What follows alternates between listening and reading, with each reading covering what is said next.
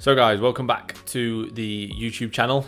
Today's video is going to be on deloads. I'm going to delve into what a deload is, forms of deloads, ways that we can actually perform a deload, the benefit of a deload, how often to take one, and also what the signs are and what you need to look out for as to when you potentially will need one, especially if you don't have a coach who may be able to help you sort of determine when you are maybe overreaching. So first of all, what is a deload? So a deload is basically a period of time where you do less work in the gym, in basic terms. So that less work may come through generally less volume, so not doing as many sets, for example, less intensity, so not lifting as heavy weights, for example, less effort, which accounts for sort of both of those as well. So effort and intensity are similar, but intensity actually is the actual load you're using, and effort is how close you're training to failure. So they often get misconstrued, and in the actual definition of intensity is generally in bodybuilding, in training terms, related to the load that you're moving. The effort is how close you're training to failure. So you've got effort as well, and then also you could look at frequency. So for example, if you usually train 4 times a week, you might drop 2 of those sessions off and only do 2 times a week. So that general sort of deload doesn't have to be set in stone as to you must do this form, you must drop your volume, you must drop your intensity, you must drop your effort, you must drop your frequency. It's going to be dependent on the individual, dependent on what they enjoy the most, what is most achievable for them, for example. So some people really struggle to drop their level of effort. You'll tell them to leave 2-3 reps in reserve for this week because we want to drop off some fatigue, and they simply can't because they just want to train so hard. That's what they love about training. Other people, you may say, right, let's drop your frequency to twice a week, and they can't, because when they're at home they go mental. They're psychologically, they can't resist the gym, they want to be in the gym. So it's going to be dependent on the individual, and the primary goal of a deload is to reduce training induced fatigue. Okay, so fatigue that we're accumulating from training, basically we're trying to drop that off. Okay, reason being, if that fatigue gets too high, it becomes a negative effect. So if you think of it like digging a hole, so imagine you're trying to dig the biggest hole possible, but at the end of each day you need to get out of that hole to go home to dig more tomorrow. If you think of it simple terms like that. So if you were to dig it too deep, you wouldn't be able to get out of that hole, and that's when we've overreached. So if you think of it like that, we've overreached, we've dug a hole too deep to the point where we can't get out of it, and that is very similar to creating too much fatigue to the point where we need to basically drop it off. So for example, we need our mate to come and bring us that ladder to get out of the hole. That's the same as doing a deload. Basically, we're dropping off that fatigue, we're getting helped out of that hole.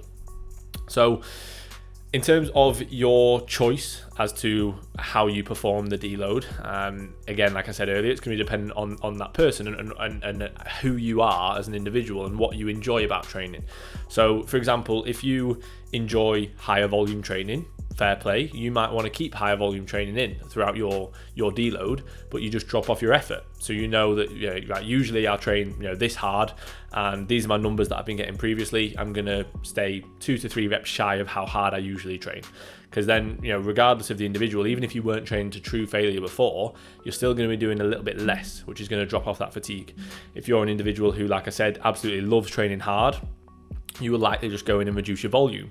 So you might go from doing, let's say, 12 sets across a session to dropping that in half to 50% of, obviously then there would be 6 sets. So you might, let's say on a leg day, you're doing 1 set of an adductor, 1 set of a leg extension, 1 set of a hamstring curl, 1 set of a hack squat, 1 set of a leg press, 1 set of calves.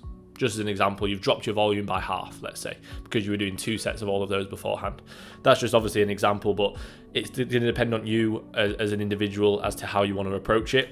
So if you were to look at the literature and actually look up the definition in training terms of a deload, it would be to drop off the level of intensity. So then you've got like a deload versus a devolume, and that's what I'm kind of getting at here is, devolume would be to reduce your volume, and a deload would be to reduce your intensity or your level of effort. So either of the two. So again, like I say, you could choose which works well for you.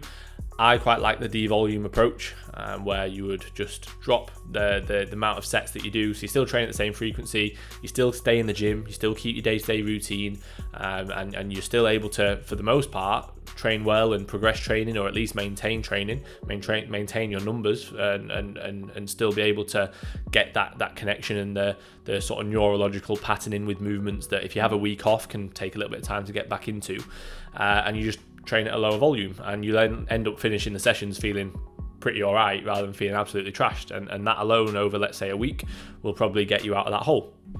But again, completely dependent on the individual.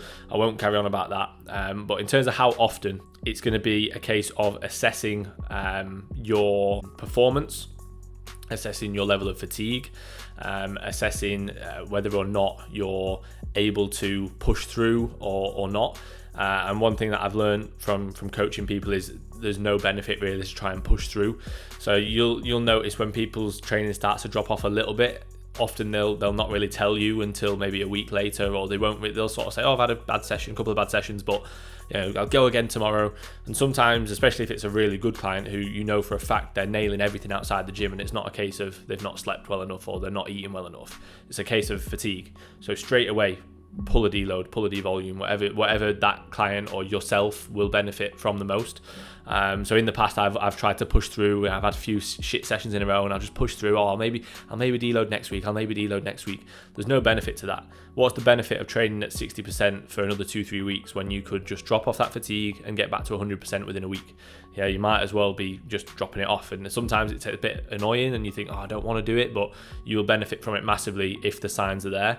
So there's no specific time frame. It's not like you need one every 4 weeks or 6 weeks or 8 weeks or 10 weeks.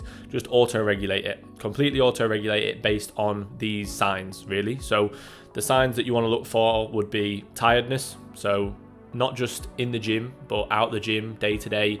How tired are you? Are you yawning loads more throughout the day? Are you just generally feeling fatigued at work, out of work, when you wouldn't usually, or you don't, or more than you normally would?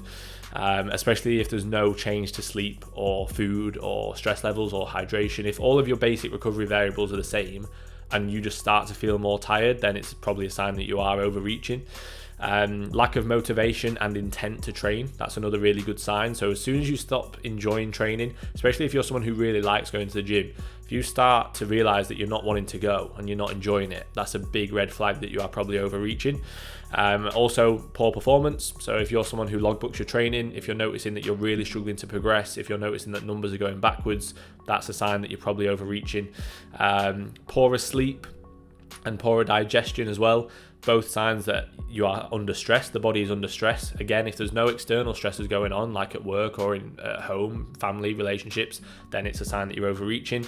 And then you've also got like the onset of niggles and injuries. So the more you try and push that barrier, push sort of through that level of fatigue, the increased chance that you're going to increase the chance of getting injured and hurting yourself, which is, again, it's just not worth it. There's no point trying to push through at 60%, increasing the chance of getting hurt, not enjoying your training, feeling more tired, poorer performance in and out the gym, at work, family life's not as enjoyable, you're not as happy, just deload. Yeah, it sounds very, very logical. So it's very hard to dictate and understand when you need it. When you are new to training, it can take a good few years to actually realize when you are actually overly fatigued, or it's just a case of you're not really feeling it that day. And what I would say is focus on the basics, focus on a routine. So for example, right, I train 4 times a week, stick to that, don't change from that. So those are your 4 days. Focus on a routine in terms of your sleep, focus on a routine in terms of your nutrition, focus on a routine in terms of things like your time that you train, the time that you eat, all those kind of things. Try and get those basics down, and then if all of a sudden you start feeling fatigued when nothing else has changed, then you can be like, okay, maybe it's a case of overreaching and I should probably pull back. I would also say as well, something that's worth noting is throughout the start of your training, you're probably not going to need that many deloads or D-volumes compared to the more advanced you get. The stronger you get, the more accurate you are in the gym, the harder that you train, the more frequent that you're going to need to pull back. It's as simple as that, as you know, you're training harder, you're going to need it, you're getting stronger, you're moving more load, your joints, your tendons, your ligaments are under more stress, so you're going to need more time pulling back. Whereas at the start of training, when you're dumbbell pressing the 6 kilo dumbbells, you know, you're not realistically going to be needing deloads or D-volumes very frequently. So yeah, you know, generally as a summary there, you know, you choose whether or not you want to do a form of deload where you drop the volume, where you drop your intensity, drop your effort, drop your frequency. You dictate that, you decide which you believe will work best for you as an individual, which you will enjoy the most, which will be most beneficial.